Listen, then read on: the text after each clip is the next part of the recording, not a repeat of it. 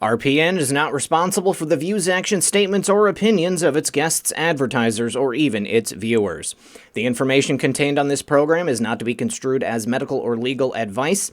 An appearance on this show is not necessarily an endorsement, and as always, we encourage you to do your own research. Enjoy the show.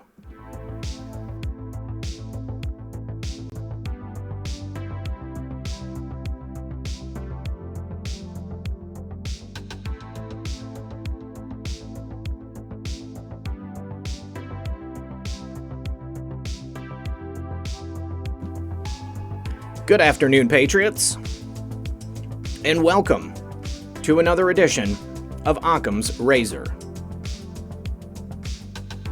As always, I'm your host, RP, and joining me live in the studio is my co-host, M3. I hope that everyone's having a lovely day. We've got a couple of posts to go over. We've got several bits of interesting news we're going to be discussing. And who knows what else. Only a matter of a month and a half, over a month and a half till the election. Something like 51 days, I don't quite remember. It's close though, I'm telling you.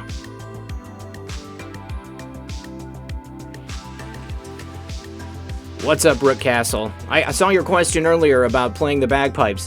I just want to reiterate for anybody that wasn't watching Joey Mormon's show last night, I do not play the bagpipes. Nothing against bagpipe players.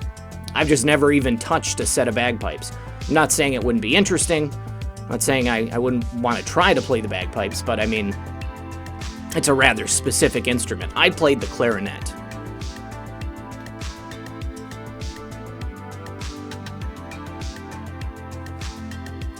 Alright, gang, sit back, relax, grab your popcorn, and we'll be right back after a quick word from our sponsor. Hey guys, I want to talk to you very frankly about the increasing civil unrest we're seeing in America these days. You can't turn on the news without hearing about more riots, violence, looting, killings, lawlessness, and general mayhem in too many cities, and now it's creeping into the suburbs. Sadly, I think the worst is yet to come. This isn't stopping anytime soon. The political animosity in our country is unlike anything we've ever seen in our lifetime. It's escalating rapidly, and the crescendo could be very painful.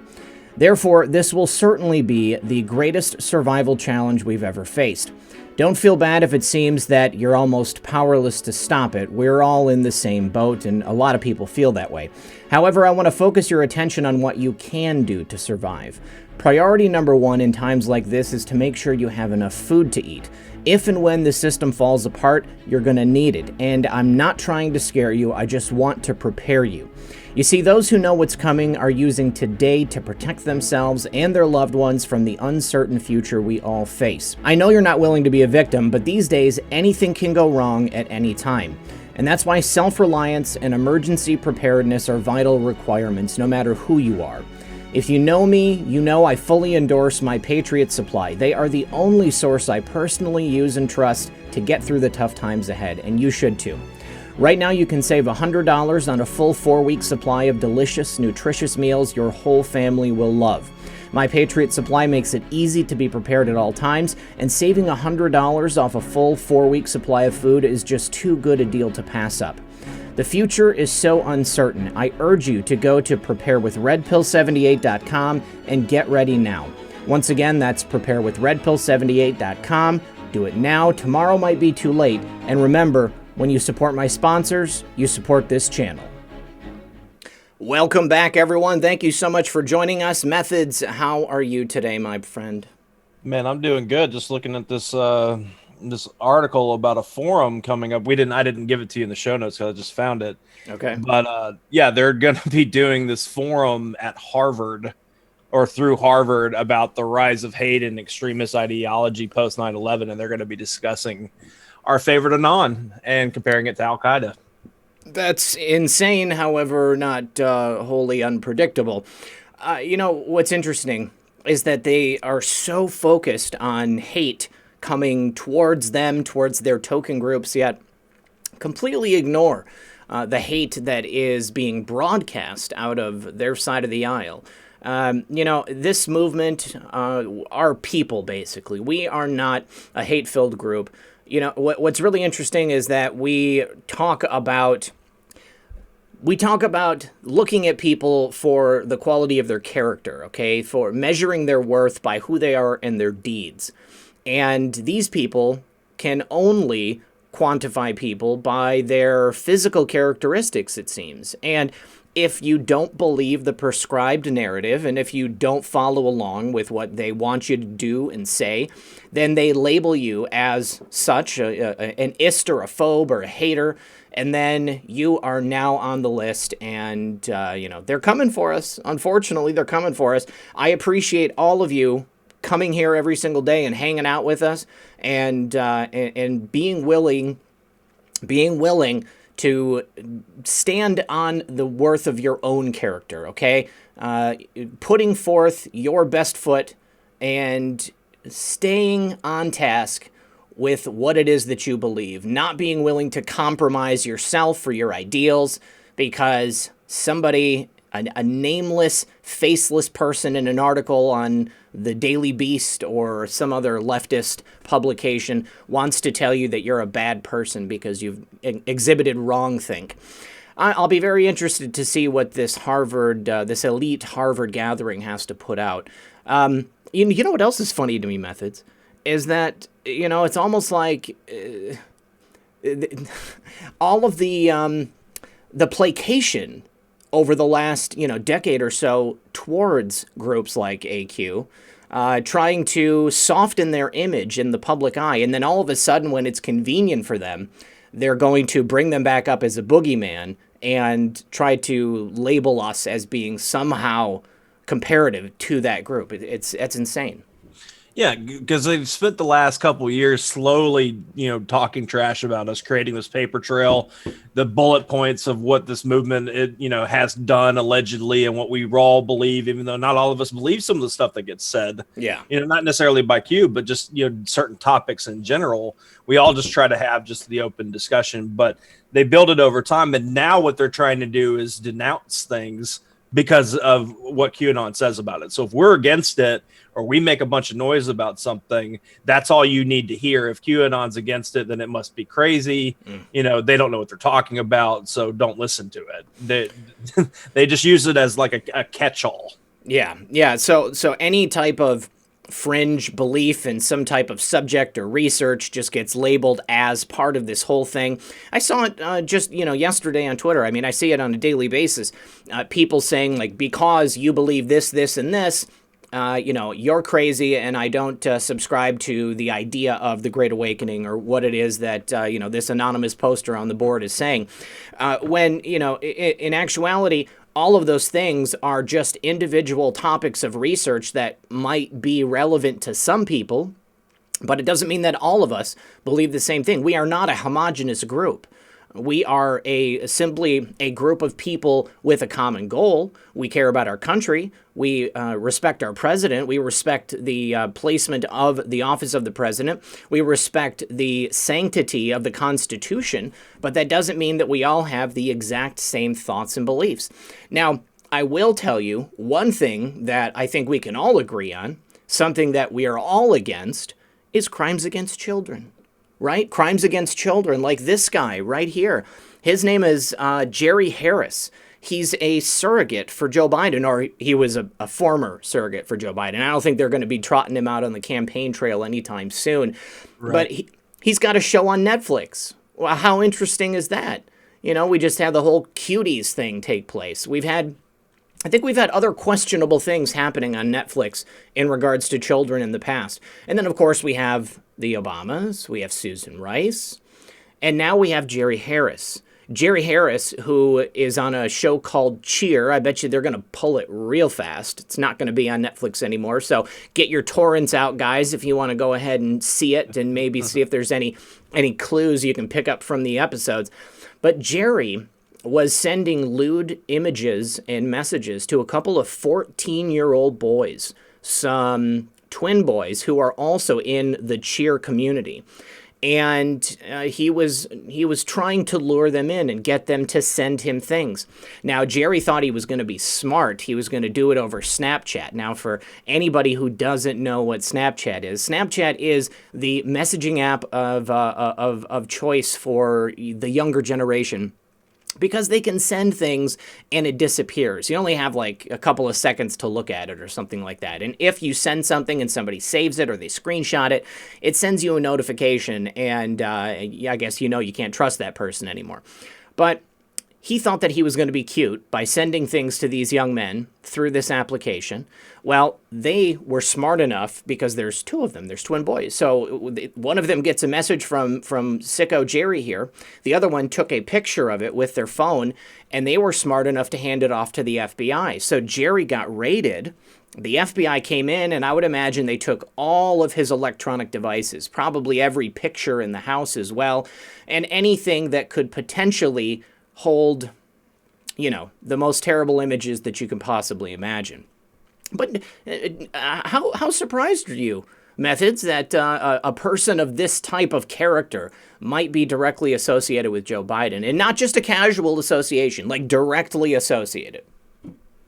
Yeah, I mean, it's not surprising at all. If you think about the people that are getting caught or accused of these things, I mean, they're predominantly, on the left. They all kind of support that party.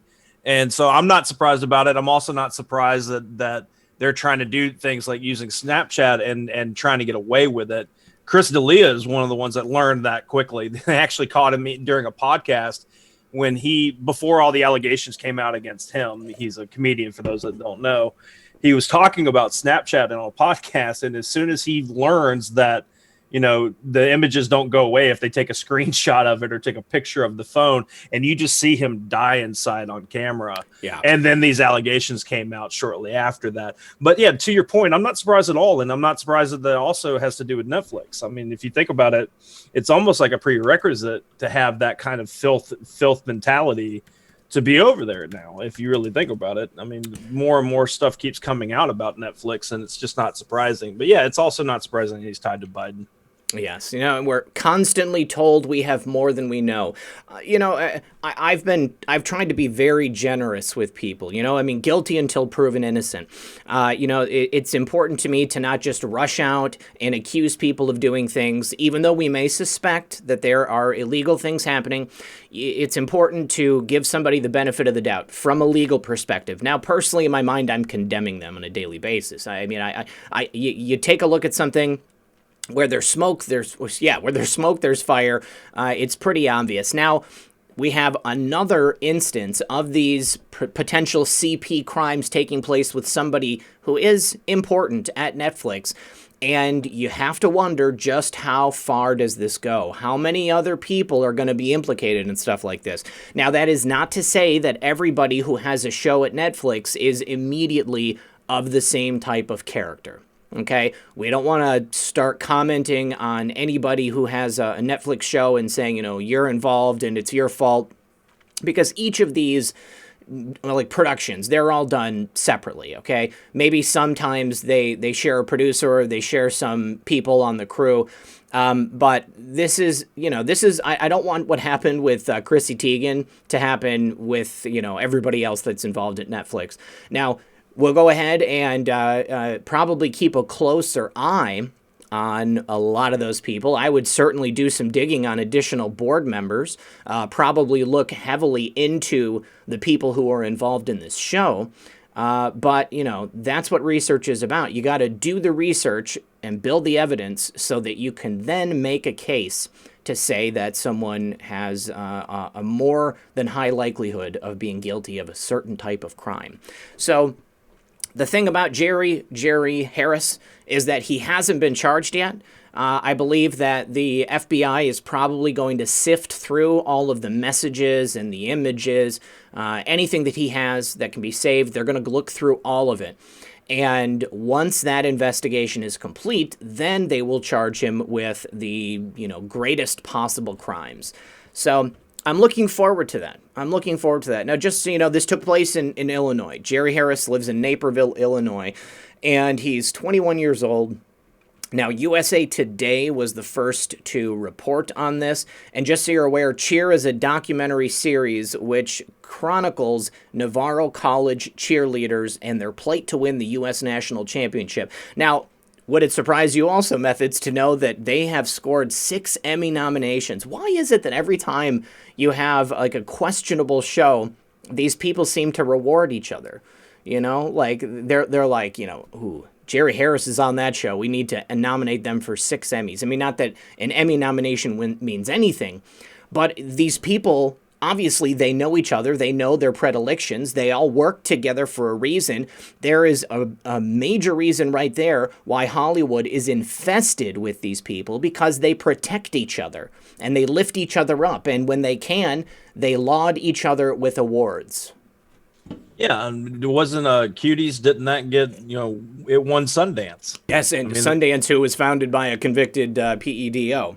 Right. So just like how we all kind of, we find like-minded people when we kind of, do the tribalist thing and get around each other and hang out, you kind of can see the same things of these small circles of people and decision makers falling in, that can give out these awards and say who has it.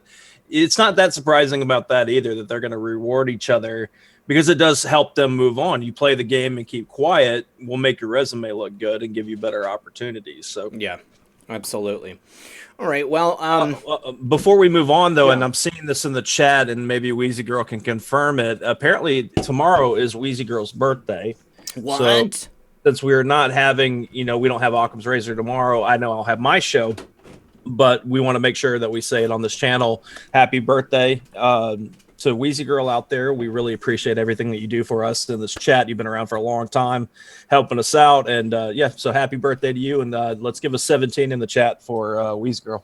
Happy birthday, Wheezy Girl. 17 in the chat for Wheezy. Thank you so much for being here. Thank you for all of the hard work you put in. It is greatly, greatly, greatly appreciated.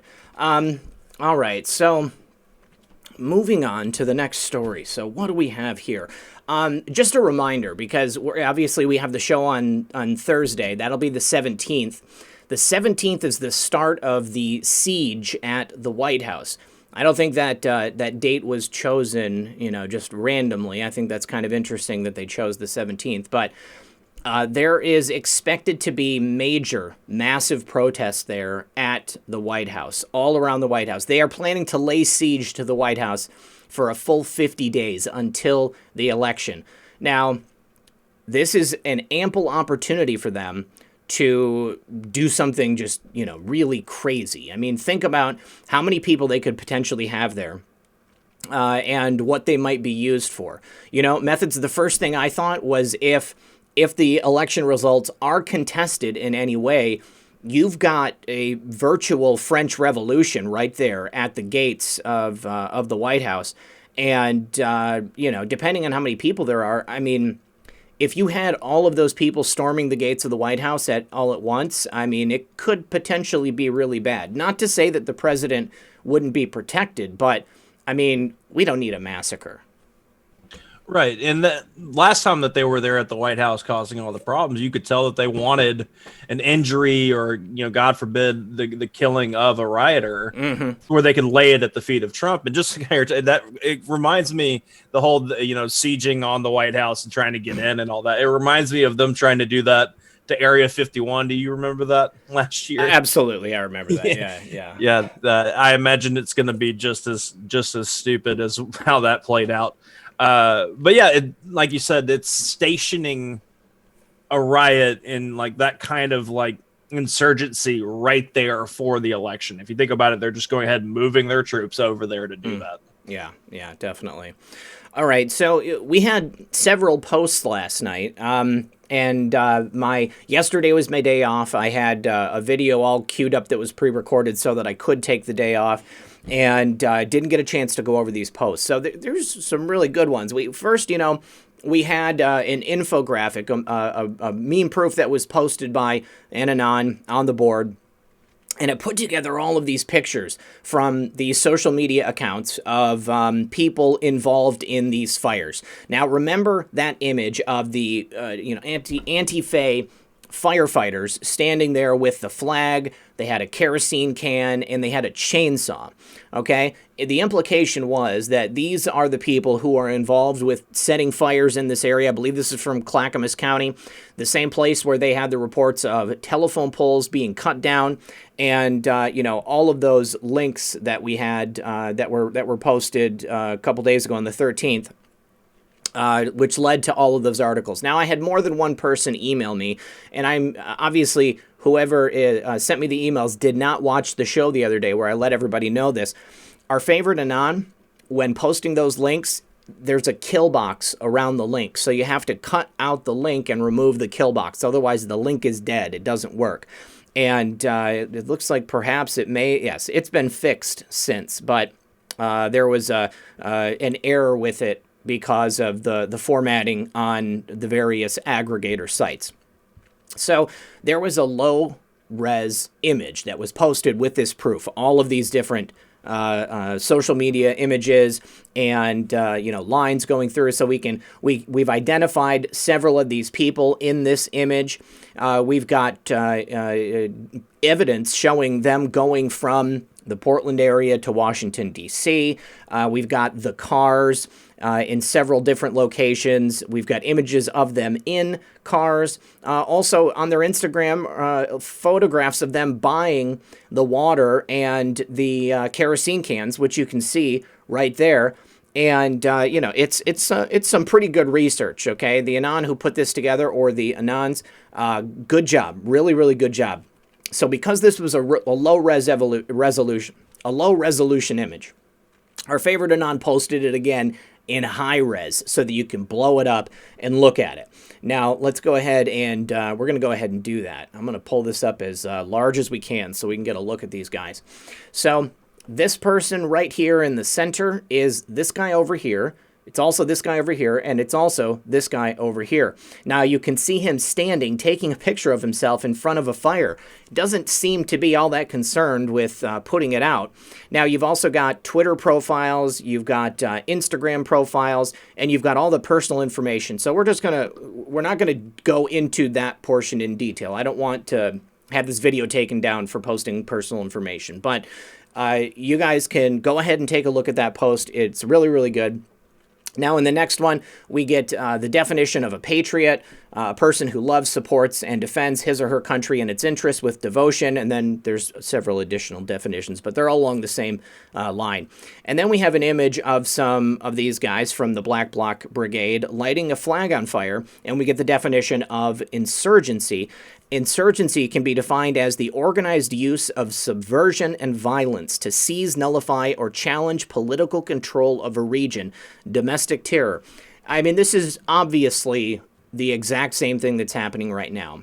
We are in the midst of an insurgent war, and what's so ironic is that this is what tripped us up in Iraq and Afghanistan. I mean, Iraq first, but I guess it was spoken about in Iraq, but Afghanistan, it's the exact same thing. We've got local people working to subvert the progress of the American authorities, and that's what's happening here. I mean, they are trying to trip us up. Methods. They want to take over from the inside. Yeah. So when you read that insurgency definition, you can immediately think about what we've been watching. Yes. In the streets entirely. Just real quick, I want to touch on that Anon graphic. Yeah, please. That should definitely show everybody the power of research, the power of the Anons on the boards. I know a lot of the times that, especially since like Q doesn't necessarily drop things to dig that far that much anymore, because we went through that the first couple of years. Yeah. Now it's on topic. You can see what Anons could do, and that didn't take long. If you think about how quickly this got turned around as far as this graphic, it did not take the Anons that long to find this stuff, and that's part of the, one of the major reasons why I believe Q chose to post on Anon boards. That's exactly why, yeah. Right? It's because this kind of work here happens, and it's the power of the internet. Nothing on there is not, everything there is open source and was put together and figured out. So just hat tip to the Anon or Anons that did that. And just, if anything, that's a shot across the bow showing that we can do this. We can definitely create this kind of stuff and figure out who you are. Yeah. And if I can, this is like this is what I feel like has been missing for a long time. You know, this incredible connecting the dots. You know, for a while now, it's just kind of been going over the same information, and to have this put out is like, it's invigorating. You know, do you know what I mean? Right. Yeah. And it's definitely, it motivates you to want to, work on those things as well. So when you see people doing certain stuff on live streams, like on our buddy TikTok and his channel, and you see somebody doing actions and you get a good face shot on that, you could screen cap it, drop it on the boards and see what happens. Because Anons love doing that kind of work. It's just that, like you said, there hasn't been that much to go, down that kind of rabbit hole to figure out who certain people are and all that stuff, or it gets solved really, really quickly and it moves on. And I agree with you. I see a lot of people saying that Q just keeps dropping the same things. He's saying all the same stuff. We already know this, Q, and that's fine. But I believe it's always putting stuff at the forefront for new eyes, because when you click on any of these aggregators, you see the newest post first. You don't start from the beginning. Yeah, so, I mean, we've got. I respect it. I totally do. I totally do as well. It's because we've got so many new people, eyes on this stuff and new every single day. And so for the people, here on the show, the people that have, have already learned this information and already have all of it cataloged, that stuff is not for us. That stuff is for the new people who are coming in. You've got people daily waking up and understanding what's really happening in this country. And those people need to be educated. And some of them don't know where to go. This is the first place they're going to go because this is what they're hearing reported. And this is what they're being told is, evil and hateful or whatever. So they've, hang on, Sean, you've had to someone who you interview more than once who teaches patriots how to do this kind of extensive research. I've done so many interviews. I don't really know. I mean, quite honestly, all it is looking for stuff in certain places. I mean, if you're like right here, social media posts, there is publicly available information. You can get the arrest information of people who have been arrested at these various riots and stuff. And then you can start going through there. You get their full name. You do a search. Go to a background check thing. There's a lot of different things. I mean, White Hat was on here one time talking about open source intelligence tools that you can use. I can't remember the name of the website. Do you remember the name of the website methods? Was it OSINT? No, yeah, something. Yeah, it was OSINT. I know some people that use that. But real quick, I want to give a shout out to him. I want to say the name is Michael Curiel in the chat, because they were saying that there's breaking news but didn't have the sauce to share. So I just went over and looked real quick. So thank you for bringing this up. Apparently, there was a missile launched flying from Gaza over there because of this. I imagine because of the peace agreement. So there's some action popping off over there in Israel right now. Wow, how ironic that in the midst of a historic peace agreement, which President Trump has twice now been nominated for the Nobel Peace Prize, there would be a missile going off. And, it's interesting, too, because yesterday there was missiles being shot at the embassy in Iraq. So, who's to say whether they are connected or not? But, obviously there are certain interests in the global community that do not want President Trump or these other countries to come to a peace agreement. I'm just going to say it is in the best interest of every country on earth for Israel and these Muslim nations to have, peace between them. If we can have people stop fighting and stop believing that the only way to come to a resolution is by killing the people that you perceive as your enemies, then, it's just a good thing. And I'm not saying anything about the politics of the situation or the beliefs of either side of people. I just don't want to see people, going to kill each other needlessly. Now, sometimes it just so happens that that's, the only thing you can do. And hopefully that's not what's going to happen in this country. I don't want to see us erupt in a full-blown civil war. But going back to that siege on the 17th, that could be the tinderbox right there. That could be what happens. All right, so moving on from that, we've got a Twitter post, and it says, "Why are they provided safe haven by the D's?" And this tweet is a little video from Andy No. It's 3 minutes long, so I'm not going to go into it. but I am going to drop it into the chat. It's from the Daily Signal. And it's Andy doing his thing, exposing these people for who and what they truly are. They claim to be anti-fascist, but they're actually fully fascist. And it's it's all part of the same playbook that we've seen played out through the last 100 years or more. And it's definitely worth a watch. I would highly suggest taking a look at it. Methods, do you have any thoughts on that Andy No video? He's been on top of it, and he explains in that video what kind of drives him and motivates him to pay attention to what they're doing here in the streets. So I just suggest watching the link that he sent, because Andy, and also following Andy No, because he's staying on top of all this very, very well. Yeah, he's good. I mean, he's right there in the belly of the beast, and he's definitely cut his chops as a journalist. He's done great work, and he's exposed a lot of stuff.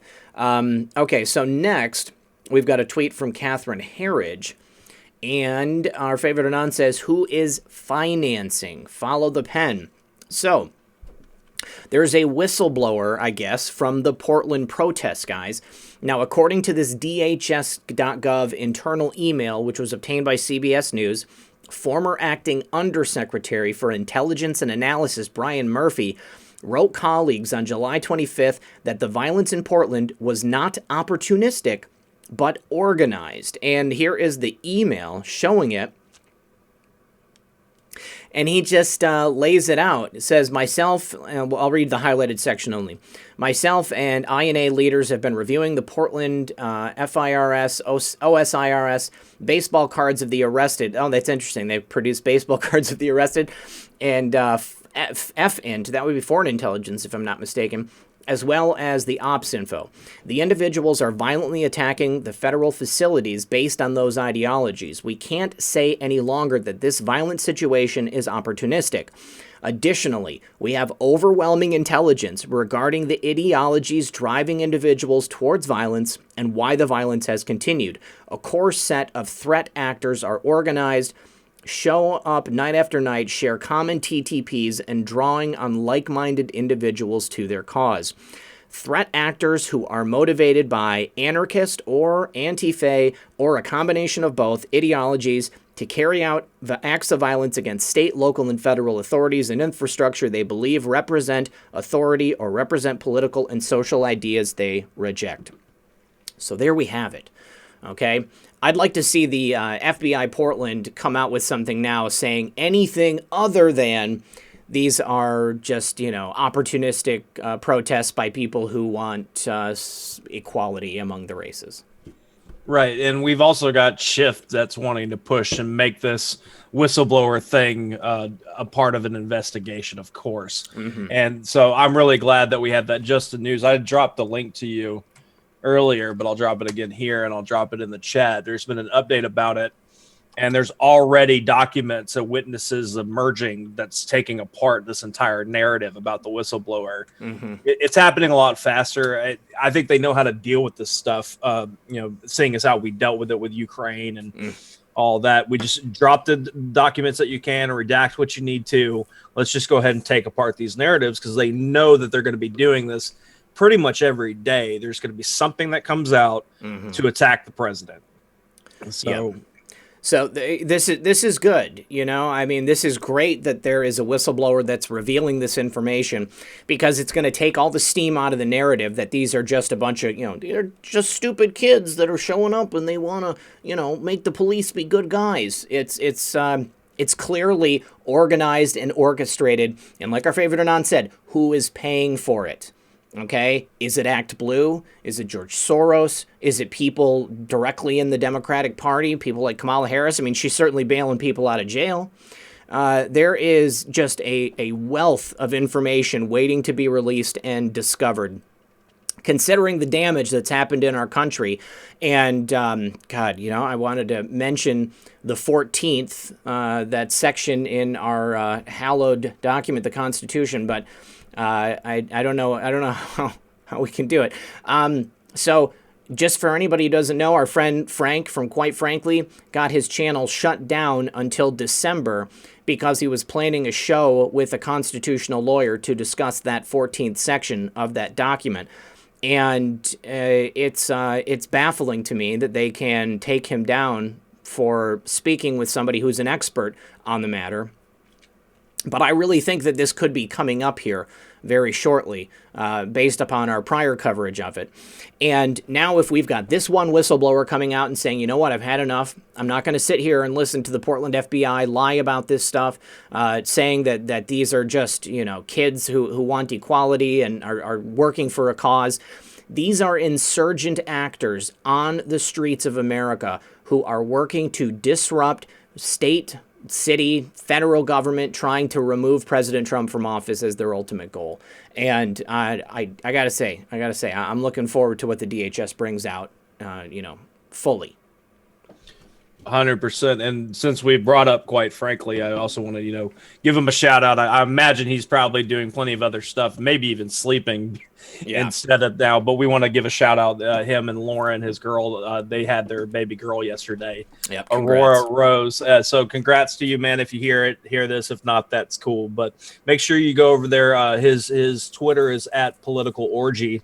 Which is a very funny name that I see all the time. But just show him some love and support. He's definitely excited, and like I've said, he's going to be a fantastic father. So just shout out to him for that, and we're excited to be a bunch of uncles and aunts for the new one in the movement. Yep.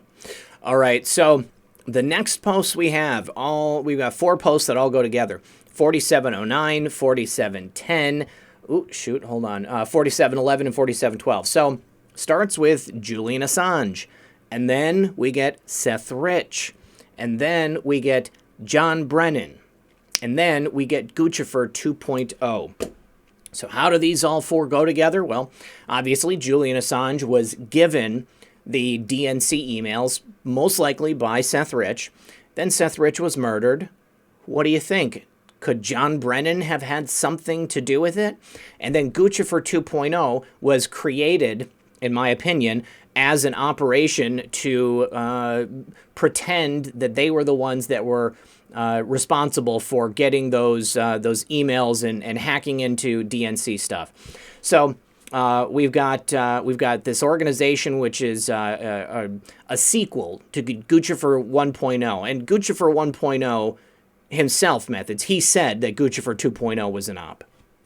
Yeah, he came out and said specifically that it had all the markings of being run by, the U.S. government. And so if you think if we look back at that time and what's going on, and we know that they were setting things up for the investigations to occur, they were trying to tie Trump to Russia even more so. And then you've got the situation with Seth Rich, who's actually doing something that, trying to do the right thing. Yeah. So how do they couple it all together? You have somebody, we have Guccifer, whatever you call it, come back, or we've got a new one here and they're involved in it. And then they tie it up and go after, and they get Roger Stone involved in this mess. Mm-hmm. I really believe we talk a lot about, because it's what's happening here with the Durham report or the Durham action that's coming. And looking back at everything the FBI was doing, right? We talk a lot about that. What was Comey doing? What was McCabe doing? Strzok, Page, all the others, and Crossfire Hurricane and stuff. But we got you cannot leave out the fact that the clowns in America were doing their own stuff behind the scenes throughout all of this. Oh, yes. And we look at these posts in order, and our favorite Anon rapid fired these. He could have just put all 4 together. Why did he do that? It's a thought process to me, because we know that Seth Rich is one that hooked up Julian Assange with the information. Mm-hmm. And then you bring up John Brennan, then you bring up Guccifer 2.0, which leads me to believe that Guccifer 2.0 was probably run by the clowns. That's my guess as far as that operation goes, because it's Black Ops type stuff. Mm-hmm. It's just the digital warfare side of things. But it also makes me wonder, was it a clown op that took out Seth Rich? Yes, I believe specifically. So. Yeah, and I think so too. And I want to say I'm 100% certain, but we don't know who exactly pulled the strings on that one. I'll go a hard 99 just because we don't have an indictment. Right. So imagine information coming out that's going to explain these things, because for information to come out, and we're about to talk about other happenings going on with Seth Rich right now. or at least that whole case itself. Yes. I wonder if what's going to exonerate Seth Rich's good name, is going to bring John Brennan into the fold, because that would make a lot of sense as to why he was brought in for questioning. But that questioning was about what was going on with the Russia collusion investigation. Well, I mean, he got questioned for 8 or 9 hours. I mean, it doesn't mean that Durham couldn't have had a line of questioning that led to the DNC hack and Seth Rich and all of that. I mean, let's be honest. It's all connected. I mean, every single one of these scandals that we've seen since Obama was in office, having anything remotely to do with the election or Donald Trump, in my mind, it's all part of the same operation. And I think that when you think about it as just like a single line that, goes through a variety of twists and turns, it all makes a lot more sense. I mean, you tell a lie, you commit a crime, and you just have to commit more crimes and continue to tell lies to try to cover up for your mistakes, over and over and over again. I feel like this is the pattern of events throughout history. They do one thing, and then they have to have one lie to cover it up, and then something else leads to something else, and it's never ending. But I've seen everything that's taken place as, whether it's Ukraine or the DNC leaks, Seth Rich, I mean, all of it is all a part of the same operation. It's just maybe different ops under the same banner.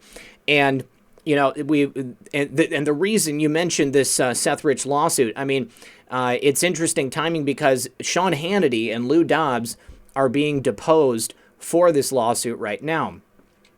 So it makes you wonder what information is going to come out, who is going to produce evidence, perhaps to show that Seth Rich did, in fact, give those emails to Julian Assange. Is Julian Assange going to be deposed in this lawsuit?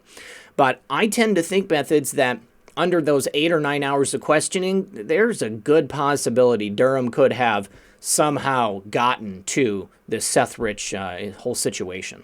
Right, because Durham, we heard the report months ago that he was going past the election. What happened during that time, going to 2016 and even into 2015? Mm-hmm. What were the actions? And just like you said about how there's a through line here of actions essentially done by the same people, or at least the same agenda of trying to take down the president while covering up your tracks. And, we were all raised as kids. I remember my parents saying, even if you tell a little lie, you end up having to tell more lies to cover up that lie, and it ends up becoming a big mess. And that's what we've seen over the last several years, is a constant having to cover themselves. And that's why we point out the times that they're being hypocrites in all this, because they say one thing, in a press conference in 2018, and then they get into Congress to say something else in an impeachment hearing in 2019.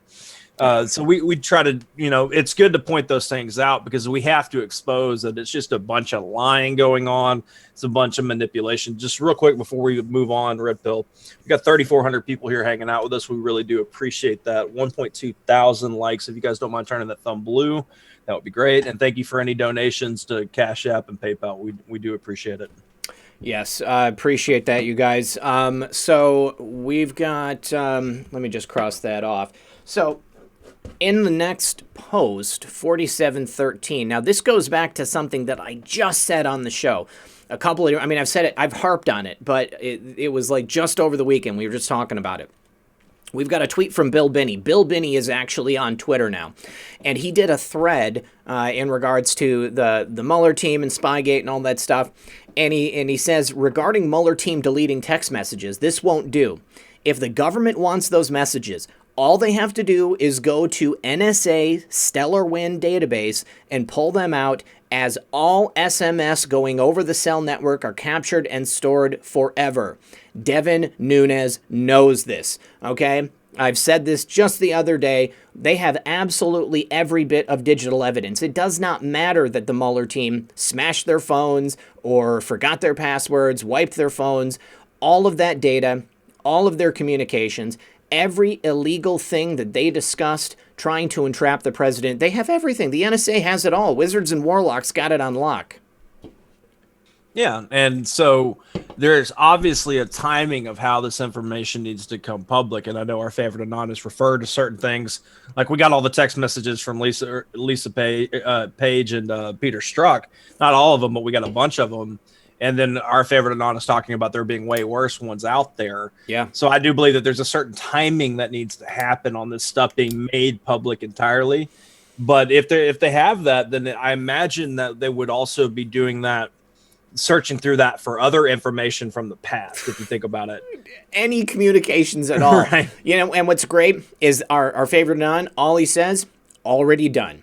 Okay? Already done. Anybody who has any reservations, who's losing faith, who's thinking that, oh, you know, it's frustrating. It's frustrating to watch these people try to destroy evidence and get away with it.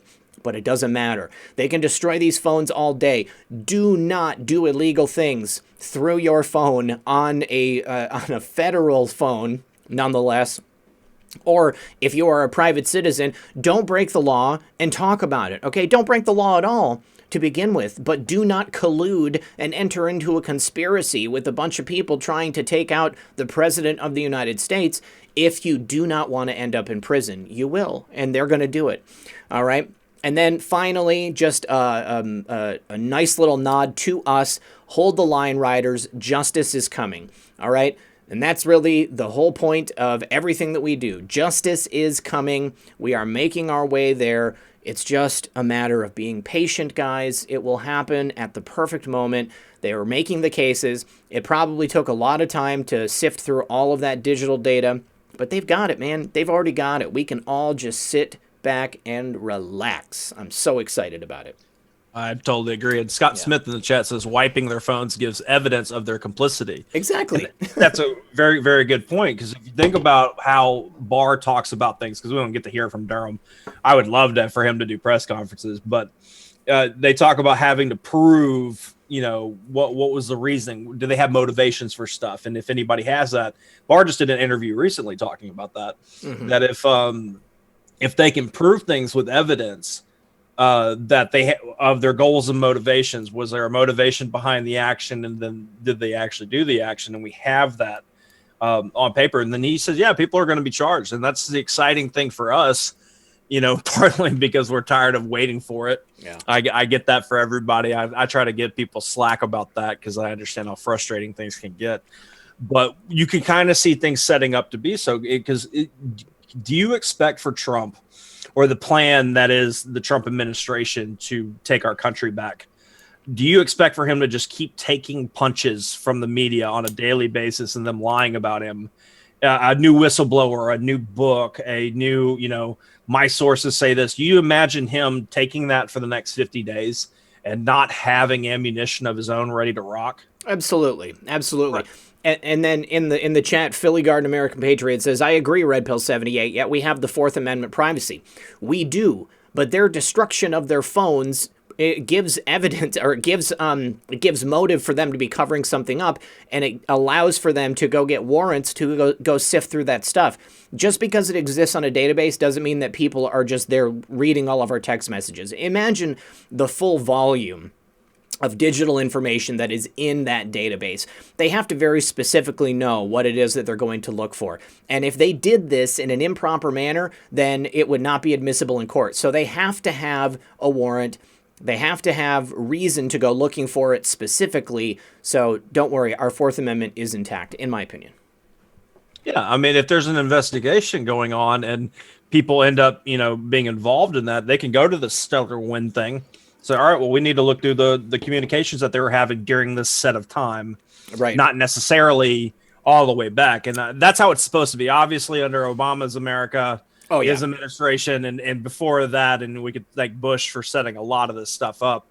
They would just go after any of their enemies, and I think that's part of what's going to come out here before the election, is that they were, you know, it's not just about the Trump campaign of all this stuff going on. The Obama administration as a whole was using it and weaponizing to go after everybody planning out stuff. Because this was to them, it was a changing of the guard. They were just handing the keys over to Hillary. And as they watched the true polling numbers start happening, and they're like, oh, this Trump guy might actually win, let's go on the offensive. And that's when we see things like a dossier pop up and stuff like that. Yeah, definitely. All right. So, just if anybody was feeling on the fence, if they were thinking that perhaps justice wasn't coming, justice is coming. Justice is most definitely coming. And, it's not just because I'm an optimist, all right? It's because I believe that the people who are in charge of our country truly, truly want to give us our country back. They want to restore our faith in the system, because it's been squashed. It's been destroyed, okay? I don't know about you, Methods, but, there was a long time where I thought that there was just no possibility of having any type of restoration in America. Justice was dead. And it was because of the last several presidents we had. I watched a slow decline of our country, and it was already on the decline when I was born, but it happened, and it just kept happening. And President Trump came into office. Things have changed. Things have turned around. And we're only mere months, if not days away, okay? It is around the corner. All right, so something interesting that came out in relation to the George Floyd situation in Minnesota. Check this out, guys. George Floyd was a snitch. He was snitching for the Hennepin County Sheriff's Department, it looks like. Now, it kind of puts things into a different light, doesn't it? What if the production that we saw was to simply publicly take him down and arrest him and remove him from the scene? I mean, I'm not going to go into the George is alive narrative. I don't know. But there was a lot of really strange stuff about that. There was a lawyer that came forward, Methods, who claimed to have represented George at one time in the past, and that he had actually died in the hospital several years earlier. Did you hear about that? Yeah, I mean, we hear a lot of different things. I saw the dummy videos and stuff saying that he was all that, but that's fine. That's neither. To me, we have to live in the narrative that we have, and if the president's going along with it and all that stuff. Now, I personally think he's dead. Yeah, I don't see them having a problem with. Think about how much they gained. They set up the stage for BLM to really show force. They did the race war thing. They made Act Blue and donations, millions, if not billions of dollars. So I to them, a simple life and a little production, like what you said, is what it is. But the fact that he was a snitch, and we've already know a lot about his background as well. Yes. They gave him a golden casket, dude, and a week-long funeral and wall-to-wall coverage, and it's taken over the NBA and all other sports and all that over a snitch. Yeah. Think about how they glorify, and we talked about that earlier with the trophies that they give and for creating filthy things in Hollywood and stuff like that. They give awards for these activities. The left really did spend a lot of time praising somebody that we would all kind of agree was a garbage person. I'm not trying to speak ill of the dead, but as far as this paper trail goes. Well, think about this, too. This is something I made a video about shortly after. There was clearly some type of money laundering operation that was taking there in Minneapolis. And we have George and the officer who knelt on him working together as security at that club, the same club that burnt down, the same club that, had signs of this potential money laundering operation happening there, or money counterfeiting, rather, I'm sorry. And then George was arrested for trying to pass off a counterfeit bill. It's weird that the officer that knelt on him and kind of treated him that way knew him personally, and they never acknowledged it during the course of that interaction.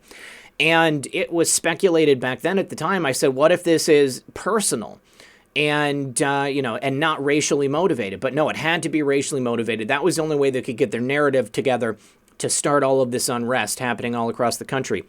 What if George was preparing to snitch on that officer, whatever his name is? I can't remember. But if he was already a snitch for criminals, maybe he's... What? Wasn't his name Chauvin? Chauvin, yes, chauvinist. Derek Chauvin. What if he was going to snitch on Derek Chauvin? That's the ultimate snitch right there. If you have the opportunity to snitch on a dirty cop, ooh, man, And you know what they do to dirty cops in prison? Derek Chauvin might have been looking at a very, very rough time, decades in some state prison. So I think it just puts a new spin on it. Kind of interesting. I totally agree. I'm going over to go grab the iPod All for Floyd video because I'm sure many of the audience have seen it, but it's definitely worthwhile watching if you haven't already. Mm-hmm. All right, so moving on to the next story. This is humorous, but you guys will never guess the latest slogan that is trending for Joe Biden. It's hashtag settle for Biden. No lie. This is put out by people who are Democrats that don't necessarily support Joe Biden, but they don't support Donald Trump. So they're putting it out there, hashtag settle for Biden. And just so you guys know that it's real. The hashtag exists, but here's the thing. Settle for Biden makes, it looks like something that could easily be a troll. All right. Here's some examples. Leah Thomas, let's see how many followers. She's an activist and a writer, 5,920 followers. While I would love to dismantle the two-party system, I don't think we will be able to do it in just a few short months during the pandemic. So I will vote for Biden. I can't risk the lives of many underrepresented groups right now. Trump has to go. Hashtag settle for Biden. Here's another one paired up with hashtag anyone but Trump 2020. So this is just giving you an example of people using it. This is a legit thing. It's a legit movement of Democrats trying to sway the vote of other Democrats, telling them that Donald Trump is the worst. He's literally, worse than that guy from World War II. So they have to vote for Joe Biden. So settle for Biden, and then once Trump is out of office, then we can take over the country and do whatever we want. Now here is an actual image of a Settle for Biden campaign vehicle. Right here, Settle for Biden, November 3rd, 2020. This is a mantra that Democrats are actually using. I'm so surprised by it, but the reason that we think that it also could potentially be a troll is because there was another great troll operation that took place not that long ago, and it was Go Bald for Black Lives Matter. If anybody here in the chat saw this on Twitter, I'd like to know. Please give us a 1 in the chat if you witnessed the Go Bald for BLM. Now, this was an operation started on a message board, okay? And here's the thing. It's murky how it started. I mean, like, the first time that there was a post about this on Twitter was right around the same time that there was a post about this on a message board. But it's not 100% conclusive unless Methods, somebody who was involved in the creation of it. Oh, well, I'm not gonna dox if I did know somebody that was involved in it. I just. No, I do believe, if I remember correctly, how it played out was it was a joke that came up on 4chan, and then made it into the public forum, and that was hilarious. Now, as far as the settle for Biden thing, when I saw it, I just thought it was a very unfortunate misspelling of Seattle for Biden. Like I was like, man, that's just terrible, hitting it right on the nose. And then I thought it was also a 4chan trolling thing, because they can kind of meme things into existence. And I mean, they've gotten people to shave their heads. They've gotten people to get tattoos. I mean, go look up sometime the top 10 trolls. Just look it up on YouTube if you're bored. The top 10 trolls by 4chan. So great. And you'll be amazed at the kind of stuff that they could do. So I wouldn't put it past them. Yeah. Because they don't say anything or take credit for it until after it takes off. There's actually other active ones that we are not discussing on this show because we know of them and the trolls are working, and then you'll hear about it and we'll cover it later on this show. Yeah. It's just funny to watch it get developed and happen. But if they can get people to shave their heads and they're just at their computers at home, more power to them. Keep going. It's a great thing. It's an absolutely wonderful thing. All right, so let me just we've only got a couple of donations, so let me just take care of those. We had one, I guess, from 2 days ago that had been missed. Wait a second, what's going on here? Recent activity. Okay, there we go. So from 2 days ago, Susanna. And then today we had Leanne. Leanne said, thanks for all you do. God bless. Hey Jude said, Sundance was founded by Robert Redford. Oh, I guess he was a co-founder of it. Not Robert De Niro. I'm not talking about Robert De Niro. There is a different guy that I just saw an article on it like 2 days ago. I'll find his name and I'll say it on the air. I don't think Redford has been accused of anything. He hasn't. He hasn't. There was a consortium of people. Robert Redford was like the public face. Sundance Institute runs the festival. I haven't looked into the members yet. I'm having major computer problems. Imagine that. Yes, imagine that, especially when you want to do this. So, Bruce Wayne, thank you for that. Show us your bagpipes. Okay. And Hey Jude says again, on that Bill Binney feed, someone asked if he had Hillary's deleted emails. He replied, yes. Obviously, they have Hillary's deleted emails. You know, I'm just waiting for that stuff to come out. I mean, it needs to. But thank you guys for supporting the show. Nothing on Cash App. Appreciate you guys right there. Do you have anything you want to read off, Methods?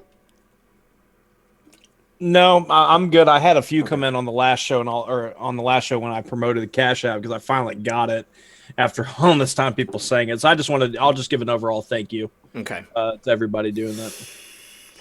So we know, hold on, my vape is dead. I got to plug it in.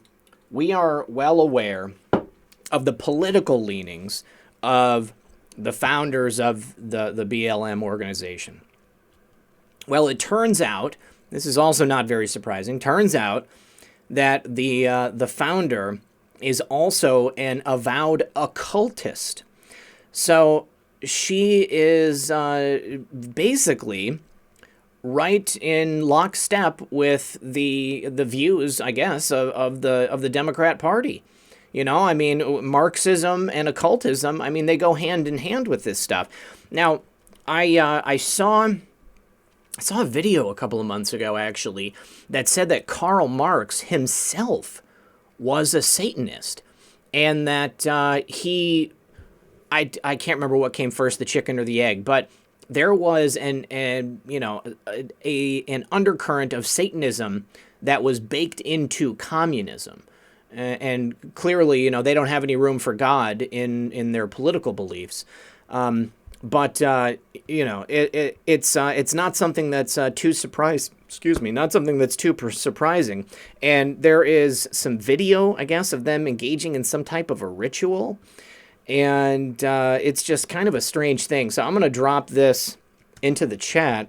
Yeah, I dropped the link a few times. I did. Okay. You're talking about the Gateway Pundit article. Yeah.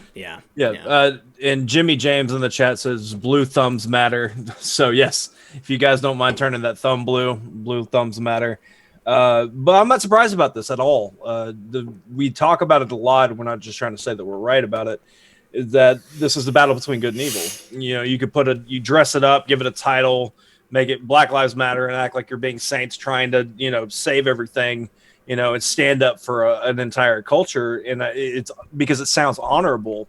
But when you break things down to anything, you could pretty much put it in the good versus evil type thing. It kind of reminds me of in the movie Donnie Darko. You remember when they're talking about love versus hate? Oh, yes, yes. On that spectrum. It's one of my favorite movies, so I have no problem referencing it.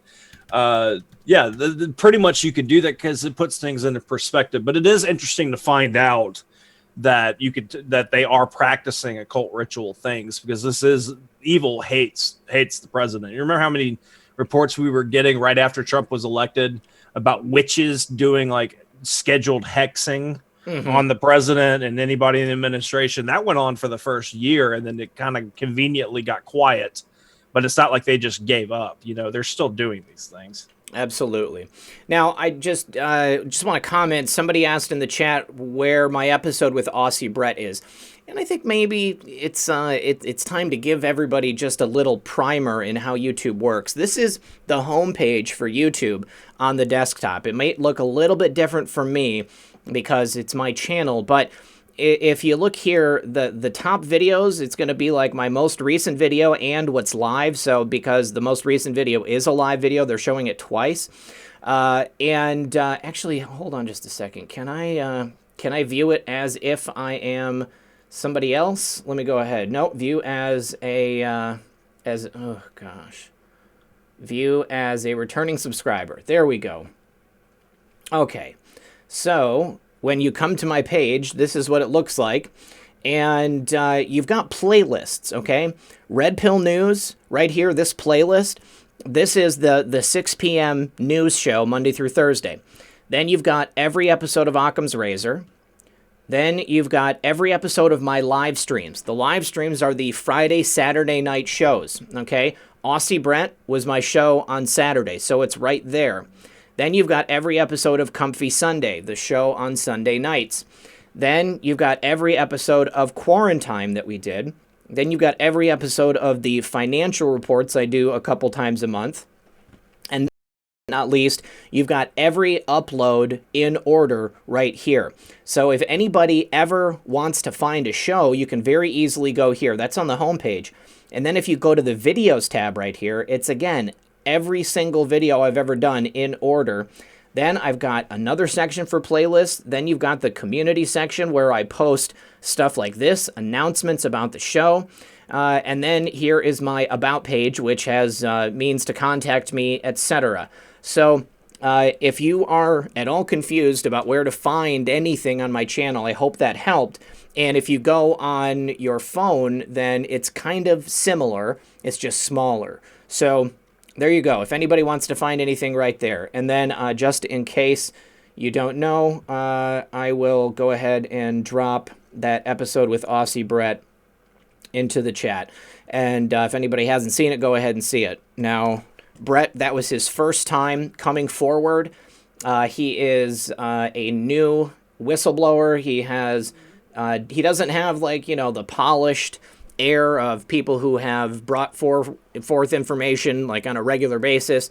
This is just his first time out in the spotlight. He's not too comfortable with it, but I commend him for having the courage to come forward and to bring this information out. So go ahead and check it out. I hope that helped. And I've definitely seen people asking before, so I just wanted to make sure that you knew.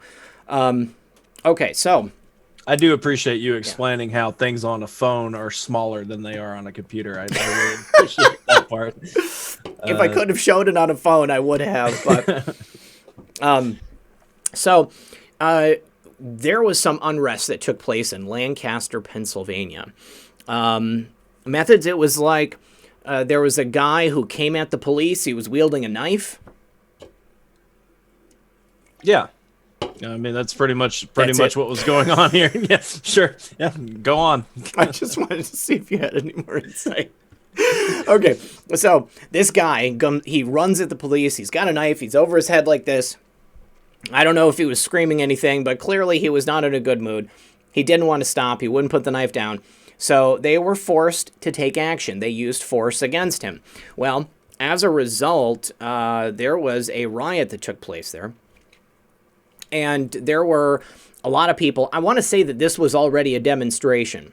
This was already a demonstration. This guy came at them out of the crowd. There were other people there. Caused a lot of damage. And so now there is... Why did it go to this story? That is not the story I was on. So there was a bunch of protesters that were there at the demonstration. 12 adults. This is the important thing. They did the same thing that was happening in Portland and Seattle. Except these guys learned that Lancaster, Pennsylvania is definitely not Portland, Oregon. They were all arrested, they were charged, and they're being held on $1 million bail. How exciting is that? So every single one of them, in order to get out, they're going to have to post a $100,000 bond in order to be released. And, I mean, last time we checked, that fund to bail these people out, I mean, it had several millions of dollars, right? Yeah, but if they keep going on and they're setting a precedent here on that being the amount of money, you know, one, they're basically now funding, you know, the police departments with these bail money. So that's pretty cool. Yeah. But also, yeah, it would definitely make people think, well, all right, and is my life really worth it to these people that are controlling the fund to give me $100,000 so I can get out, you know, and do all that. So maybe I'm not going to go protest. So I do appreciate them doing that. And just real quick in the chat, Zalq, I think that's how you would say the name, was asking if we were going to have Occam's Razor on Thursday, because I know that we've had a few that we haven't done. Yeah, we have full intentions on having the show on Thursday just as normal, and we appreciate you guys understanding that we had some stuff to take care of. Yeah. I always try to schedule IRL stuff for like Monday when I take the day off, or like Wednesday mornings, because that's really the only time that I have that I can do anything. But yes, we are definitely doing the show on Thursday, and we will always give you guys, like a week's notice if we're not going to be doing it. But you know what is sad about this is that the guy who was killed by police, he was mentally ill, apparently. Now, I don't know what that means, how to qualify that. I mean, there's a lot of things that could fall under that category, but it sounds like there was something not right with this dude. And, as a result of him going after the police, he lost his life. Now, would this have happened 6 or 8 months ago? Before there was all of this hysteria whipped up against the police and they were demonized in the press over and over and over again? I don't know. But I don't think it's as likely a scenario if you roll back time and you undo all of this negative press that the mainstream media and the militant arm of the Democrat Party have been fostering against police, saying that, all cops are bad people, essentially. If you ever see ACAB written someplace, man, like, watch your back, okay?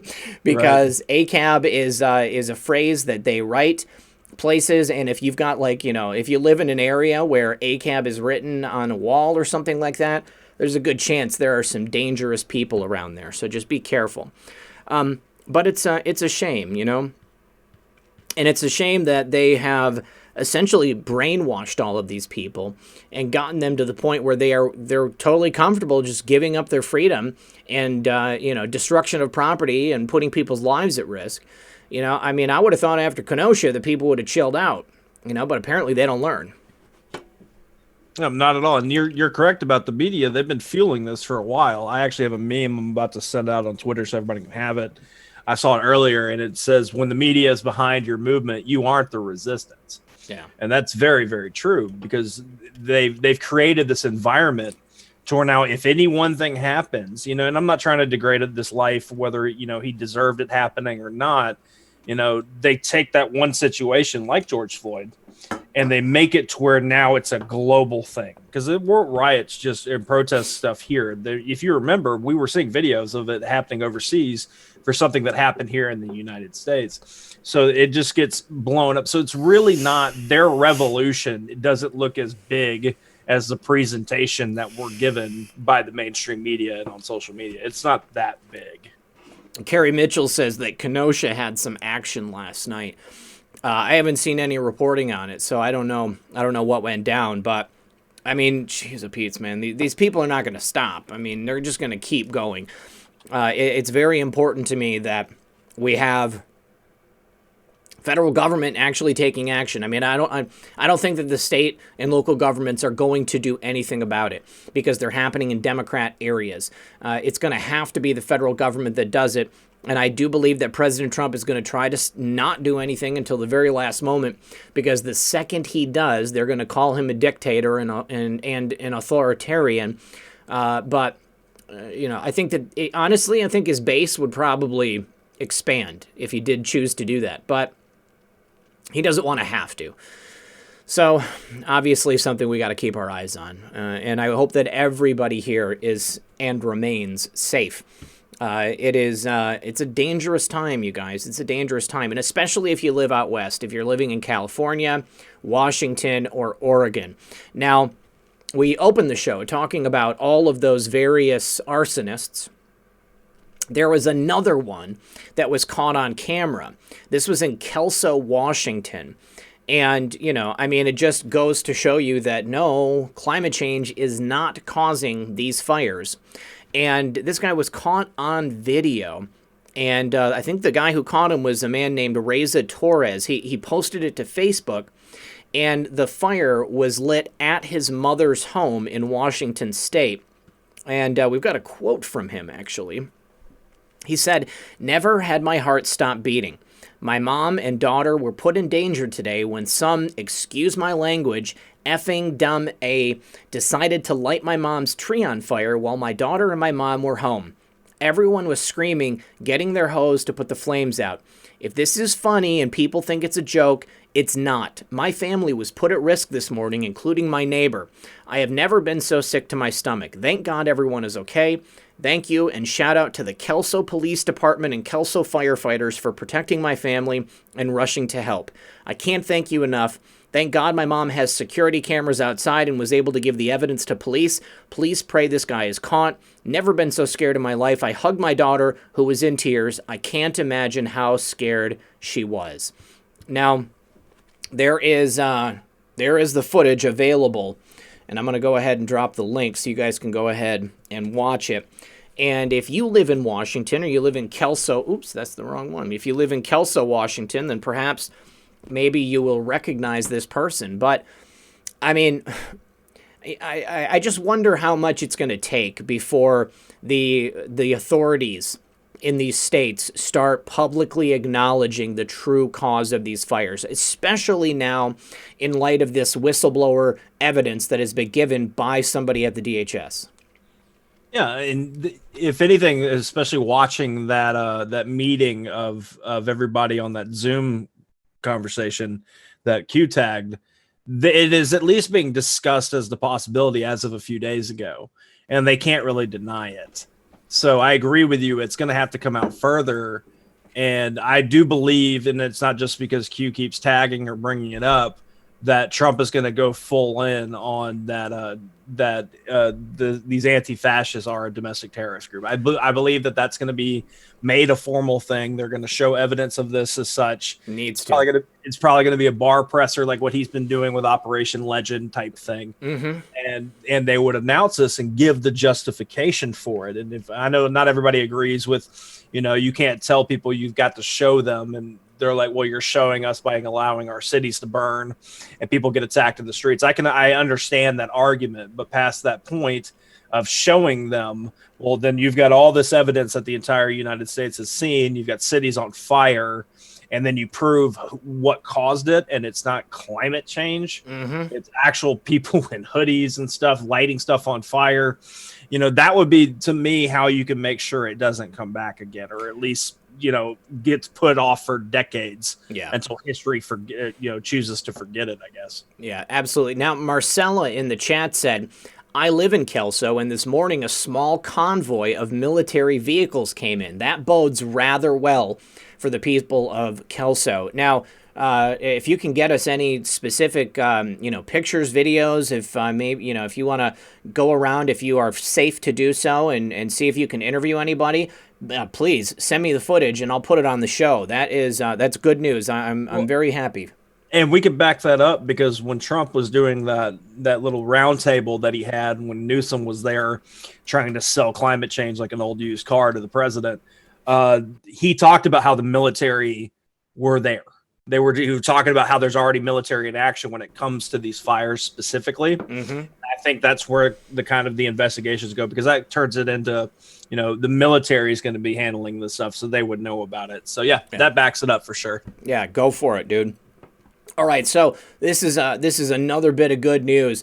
You guys remember John Bolton, former national security advisor, famously fired by the president, wanted to go to war. President Trump, wasn't buying his arguments. He wrote a book about his time in the White House, and he sent advance copies out, but he neglected to have the federal government sign off on the sensitive information that he included in the book. And a couple months ago, it was reported that the DOJ was considering opening a criminal investigation into that book and the things John Bolton said in it.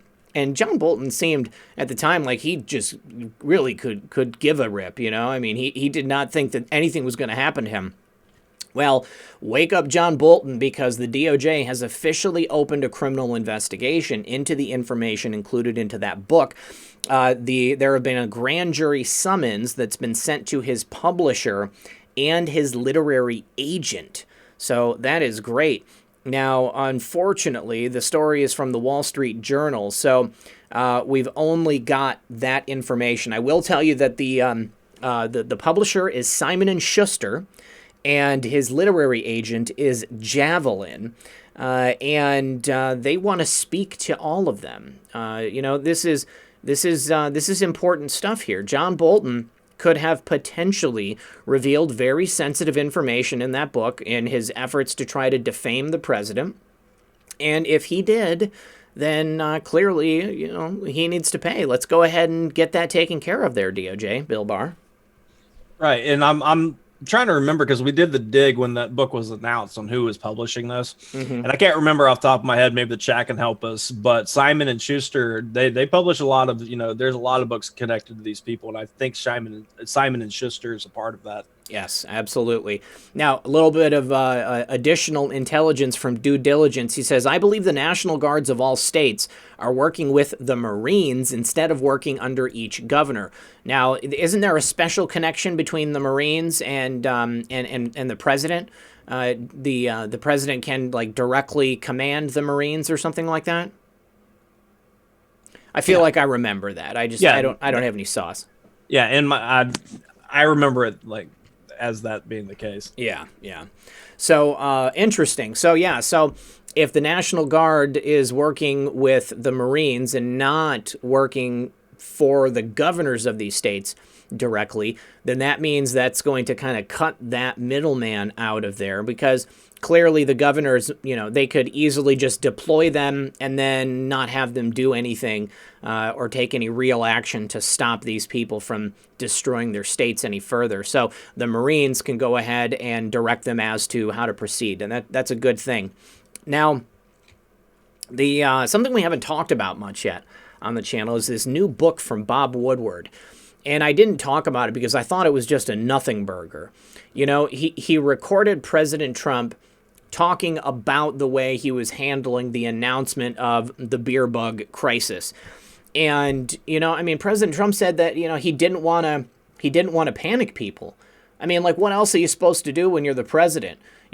President Trump, was it better that he came out, into the Rose Garden and running around screaming, fire, fire, No, your job as president is to inform the American public, keep them calm, and do your best to keep the country level-headed and, together. All right? But instead, Bob Woodward took that and he framed it that President Trump lied to the American people. Trump lied, people died. Lied to the American people, and as a result, the CV-19 situation was way worse than it could have been. The whole thing is fake, anyways. The response, that's what I'm talking about. But there's also some additional information that just came out from the book. And apparently, Clowns in America director Gina Haspel lamented, I don't know if it was directly to Bob Woodward, but she lamented the fact that the Justice Department's review of the Russia investigation would be a nightmare for the agency, and as it should, especially knowing now that John Brennan, the former director of the Clowns in America, was running his own investigation into President Trump out of Langley using the Clowns in America, operating on American soil when they don't have that in their charter. They cannot do that. Gina Haspel, she knows that the agency could potentially be torn inside out as a result of this investigation. So very, very eager to see what comes out. There's a lot riding here, and much of it squarely on John Brennan's shoulders. Yeah, because there's nobody that's going to be able to defend. Obviously, people will lie and it won't be a problem for them, but to defend John Brennan doing stuff, especially showing the evidence and all that. A lot of us just despise the man. Even when you read his tweets, you just kind of find yourself gritting your teeth. But I do believe that we're going to see a season of that going on where Brennan gets held accountable, and that opens the door to what were the clowns doing, the dark money, the black ops, because that's going to tie directly into Flynn being freed and being able to talk. Yeah. Because he can discuss a lot of those things. So, yeah, we'll see. I mean, as far as this book goes, I'm not going to read it. Don't care to read it. No. But if there is going to be stuff that gets brought up and it makes a public discussion about things like what the clowns were doing, I'm all for it. So yeah. Yeah, definitely. Red Pill Ken, Gina Haspel Whitehead. I think that she is, but I don't know. There have been things hinted at in the posts that kind of sound like Gina is a white hat, but I mean, I don't know. I'm immediately skeptical of anybody who has any direct involvement with the clowns in America. I said this before, and I think people got really upset, but just because somebody is a Clowns in America agent doesn't necessarily mean that they are a bad person. I think that there must be people who join that agency because they want to do good things for their country. But I think the agency as itself is a cancer on America. And I think that it is corrupt. And personally, I believe that it needs to be just torn down and rebuilt in a different form. You look back over the course of the last 70 years, and you can literally point to so many different instances in American history, different scandals, different cover-ups, and how the clowns in America had direct involvement, let alone operations outside of America. Deposing democratically elected leaders, installing what are essentially authoritarian dictators. You look at what happened in Iran, and it's a shame. It's a shame what they did. Let alone what they did to JFK. I mean, come on. Yeah, that conversation about who's a white hat, who's a black hat, I've just been thinking about a lot lately because we get asked a lot about people. Yeah, and I'm not as much over it as I am. How can we really answer? How can we know? Because we went through that time to where Anons and everybody loved Lindsey Graham when he was doing his stuff, with on the Kavanaugh questioning at his hearing and all that. We all loved him. We all supported him. He was being memed and all that stuff. And then now a lot of us would lean, if we had to make the decision, that he's more of a black hat, or at least he goes in whatever direction the wind is blowing. But we really don't know. Mm-hmm. And the argument kind of becomes null and void because we aren't there talking about it. Just like when people ask us, when is justice going to happen? It's like, I would love to have that answer. I want that answer so bad so I could tell people so we don't talk about when is it going to happen anymore. So, yeah, as far as Gina goes, I mean, my 2 cents on her is that I haven't been given a reason to not trust her. And the fact that Snowden doesn't like her makes me feel better about her. That's part of what I've seen. But yeah, I mean, we'll see how it plays out. I mean, yeah. Now somebody said also a cancer going along to get along. Here's something that I think that people, maybe don't think about. People think that, like, if you're a Clowns in America agent, you know what everybody else is doing. That world of intelligence is so highly compartmentalized. So there is a very real possibility that people working in the agency might only have, direct contact with whatever it is they're working on. Okay, they've got their own operation, and they don't necessarily know what everybody else is doing in all of these other places. There's a distinct possibility that people working to subvert the president within the Clowns in America didn't know about other people, who were doing the same thing from a different angle, or the people who didn't know were unaware that this coup was taking place. They might have considered it and thought maybe. But yes, I mean, if somebody is aware of these illegal activities and they choose to look the other way, obviously that's a cancer too. And the FBI, I think they should be gutted too. I think, we need a complete overhaul to our American intelligence community. I wanted to say hi to Where We Go One, We Go All. Saw you in the chat. Also, I just got a message from Frank regarding his, they gave him a community guidelines strike. You know what? He used the word fake and CV-19 in the title. I will bet you anything that is what set it off. So we got to be so careful, you guys. Frank, I am so sorry but we need to have you back on the show very, very soon, because I think that to not have your voice on this platform is a real shame. People are missing out on a daily basis. All right, so we're almost at the end, you guys, but we just got just a couple of more quick things. There was a former DEA agent and his wife. They pled guilty for their roles in a scheme to divert drug proceeds from undercover money laundering operations. Right there is an example of people within the United States government from a different agency doing illegal things, taking advantage of their position and the power that they have so that they can profit.